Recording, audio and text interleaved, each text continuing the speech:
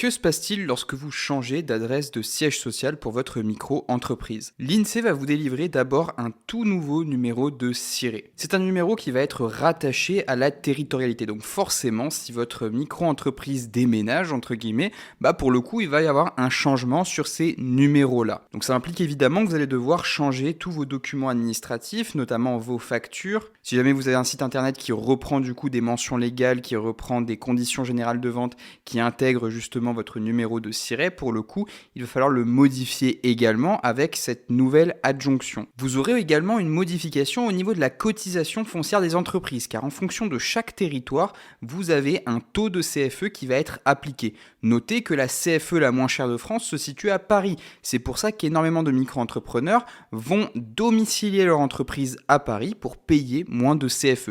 D'ailleurs, si vous êtes intéressé par la pratique, n'oubliez pas, juste en dessous, vous avez 15% sur les domiciliations avec le code JurisBusiness sur LegalPlace. Avec la domiciliation, vous aurez une adresse qui est beaucoup plus prestigieuse. Si jamais vous êtes en phase de déménagement, pour le coup, vous n'avez pas à vous soucier de cette problématique-là, puisque vous aurez déjà l'adresse du siège de votre micro-entreprise qui sera directement à Paris, et vous n'aurez pas à modifier toutes les informations de A à Z. Ce que je vous conseille, c'est vraiment d'anticiper la procédure, car si vous le faites vraiment du jour au lendemain, pour le coup, vous allez avoir beaucoup de temps avant d'obtenir votre nouveau SIRET. Ça peut être de 1 à 4 semaines, donc c'est relativement long si jamais vous facturez vraiment régulièrement, quasi de manière quotidienne. Donc ça, c'est quelque chose qu'il faut prendre en compte et qu'il faut anticiper. Il y aura forcément, si jamais vous n'êtes pas domicilié directement à Paris, un temps de latence qu'il faudra prendre en compte. Vous devez également informer votre centre des impôts et il faudra remplir le formulaire 1447 MSD.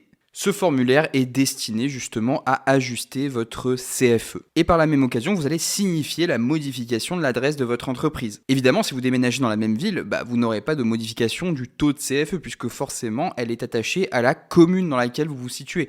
Là, il n'y aura pas du tout de modification de votre taux de CFE. Vous aurez le même prélèvement annuel. Donc voilà, c'est tout pour cette vidéo. J'espère qu'elle vous a plu. Si c'est le cas, n'oubliez pas de vous abonner, de mettre un pouce bleu. Et moi, je vous retrouve sur les 2 vidéos qui s'affichent à l'écran.